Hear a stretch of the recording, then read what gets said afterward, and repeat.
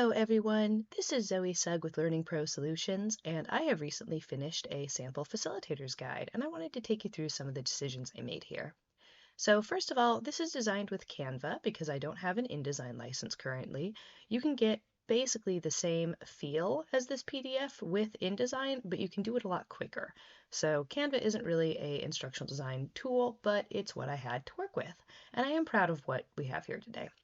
So to get in here, first of all, as you will see throughout the PDF, which is available for download on my website, there are little notes from me in this yellow boxes with my Lego logo. These are just scattered throughout to add some clarity to some of the decisions that I made.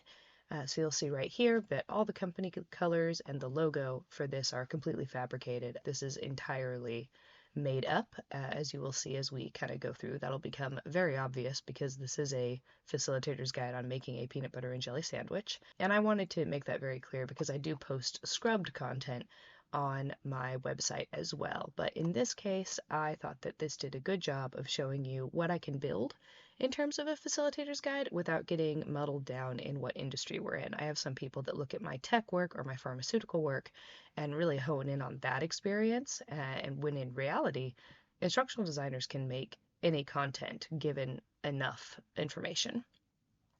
So scrolling on down, I mean, this is a very basic cover page. You got your copyright, you got your date. And then we come into the table of contents. Now again, this is Canva. I just went in and plugged in all of the page numbers here.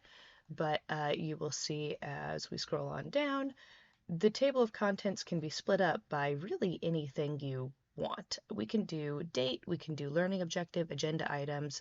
Sometimes, depending on your class, you might have certain groups of people that pick up on a concept more easily than other groups. And so it might behoove you to say, okay, everything under this topic is going to be covered at the same time before we move on to the next. Sometimes you're a little rigid with your dates. So it's going to be something like, here's everything we have to cover in day one. And if we don't, we're behind. So it really depends on how you as a facilitator and as a training department are going to be handling your learning objectives. So scrolling on down, we have the how to use this guide section, and this is going to be for the facilitators that are reading through beforehand. Now the instruction blocks are really the bread and butter of the whole facilitator guide because as the facilitator is glancing back and forth from their guide to their PowerPoint, their class, they're asking questions, answering questions, etc., they're going to be able to glance up and back from their guide and use these little instruction blocks to really pinpoint where they are at a glance. As you see, we have different color coding. We also have different symbols in here for added accessibility. So those with low color visibility are going to be able to still pick out where they are based on the symbols. Also for low color visibility reasons, this is why these colors are so bright. Every so often you have a marketing team come in who wants to key everything in the instruction blocks by the company branding colors, but often those are all analogous or monochromatic. It's a little difficult to pick them out. So these are very bright, very easy to see. Again, we are looking to make this as scannable and easy to read at a glance as possible. We also have a little explanation here about where the participant guide and the facilitator guide overlap. So if we come down into some of the content, you see here, this is going to be in both the participant and the instructor guide. We tell everybody who is reading the guide where we should be in the class, what slide they're on. So it's very easy to tell where you are, regardless of what you're doing in the class, right? We have participants that are fully taking part in the class who might be taking notes or adjusting something, taking a drink, etc. So any kind of glance away from the page, this brings us back to where we are. It tells you, hey, we should be on slide 1 right now. If you've accidentally flipped ahead, go back, etc. So coming up back to that how to use guide, it tells the facilitators that. It tells them, hey, you and the participant guide have page numbers and slide numbers because it's basically holding everybody accountable to where we are in the course. So scrolling on down, this is pretty standard. This is the list of materials and the preparation that the facilitator should be taking before the class starts. So they're going to be logged into a polling system that we're going to get into in a moment. And then it launches right into the icebreaker. Now, a couple of notes here. This is written as if it were an in-person course because it's pretty easy to wrap your head around what that course is going to look like. I also didn't do anything fancy here. There's not a lot of groundbreaking, blended learning, VILT. This is just, an activity to create name cards and introduce one another to the class because it's not really trying to be groundbreaking adult learning theory. This is here to show off the facilitator guide and the layout. So really on purpose. This is the lorem ipsum, if you will, of icebreakers. And you'll see that kind of throughout the course. There's a lot of opinions I have on effective icebreakers and, building class camaraderie before the beginning of a training that I am happy to go into in another video. But for right now, it's really just here is what the layout of the facilitator guide looks like, and here's the different things that we can do when we are creating content like this.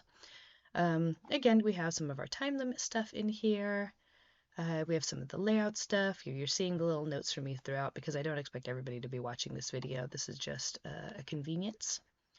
So then we're going to get into the actual lesson content. So now anything that is not in the boxes is going to go right into the participant guide. This also makes it very easy for instructional designers if they are updating content later. They know that this history discussion, for instance, isn't going to go into the participant guide. You might get some of the questions, but they're going to need to be formatted differently. If you're doing a in-person participant guide, you might have lines for them to take notes physically. If you're doing something virtually, you might have a PDF that's form fillable, which allows people to type their notes in. But either way, at a glance, your instructional designer knows that they're not going to be including anything in the little colored boxes in the participant guide in the same way. Again, this is where InDesign is the superior program because it's a lot easier to control, find, move, shift, paste, etc. For Canva, this is a little impractical. However, in InDesign, you can do a full layer on top of the same document, and you can have your participant layer and your facilitator layer, and it makes swapping out content so easy. I have swapped out an entire 100-page facilitator PDF with a participant PDF in under a day. I think it was about 6 hours that took me. Again, that depends, highly, highly variable depending on your content and what you need, and etc. But it does help with efficiency as well, which is wonderful. Now you'll see here in the discussion questions, I have a couple different formats of statement. So this is very Socratic. We just have, do you agree or disagree with the statement? This is meant to be a very kind of meandering conversation between the facilitator and the class. You might even say that you could skip past it if you're running low on time, something like that. Now this, we see there's a lot more rigid language used. We have in bold, ask the class this, answer this, because it is a more important question. I mean, we're talking about allergic reactions here, so we want to make sure that this question is asked in a very specific way. So that is just a nice way to sort of showcase how different discussion questions might be formatted. Getting down here into the sandwich assembly, we see that this is in the demonstration box. So this is the point where the facilitator is going to show their class how they're going to assemble a sandwich. Anyone who is familiar with my work might actually recognize this formal sandwich assembly language from other parts of my website. Ooh, I also see right here. Look at this. See, this is the Canva piece that I don't love. In InDesign, you might be able to set up margins with your boxes and really control for this. In this case, in this 9-page document, I'll admit I missed this the first time, so I will go back and fix that probably after this recording. But this is, I'm going to leave this in the video, I think, because this is a good example of why you pay for the right tools, right? Okay, so moving on, like I said, you might recognize this language from other peanut butter and jelly sandwich exercises I've done on my website. And we are going to just take a look at, again, some of the way these questions and these narrated steps are formatted. So here, we're just opening up a package. We're telling the facilitator to narrate all actions as they complete them. Here, we have a section on washing hands, and so that's going to be a lot more important. And so instead of just telling the facilitator to narrate, we are actually saying, as you do this, you need to say exactly this thing, because we need to know that the facilitator has passed on this knowledge, that they are lathering with soap for 30 seconds, rinsing with warm water. And that's all. If you're talking about something that's like a compliance step or something, you would have this in quotes because you need to guarantee that people are saying this thing this way at this time. Versus down here where you're like, yeah, this is not, obviously you need to pass on the information, but the formatting of that information, the exact words, are less important. This is all sandwich assembly, so we're going to go ahead and skip on over that. All right, now this is one of the pages that I am the most proudest of because I think it really shows off my instructional design and curriculum development chops, and it does a good job of explaining why instructional designers are not just graphic designers. So here is the thing about facilitation, right? Your facilitator is already doing half a dozen things at the same time, right? They are doing crowd control. They are trying to make sure everyone's staying awake. They're answering questions. They're glancing up from the slide deck to their activity. They're washing up and keeping the workstation clean. There's so much stuff they are handling in that moment. So it is our job as instructional designers to make sure that we are taking on as much of that cognitive load for the facilitator as possible, because we know that they're already doing a bunch of stuff.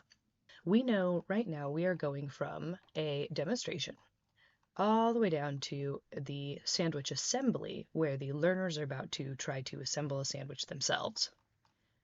So this is the prep for the assembly.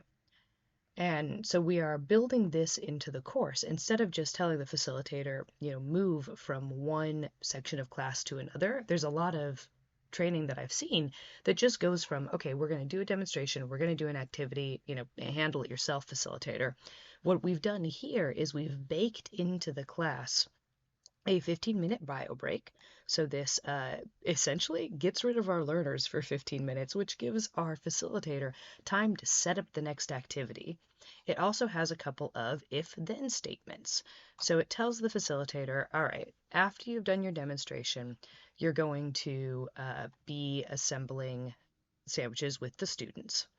And it tells them that we might have limited supplies. We can't control for the environment that we're delivering the training in this case.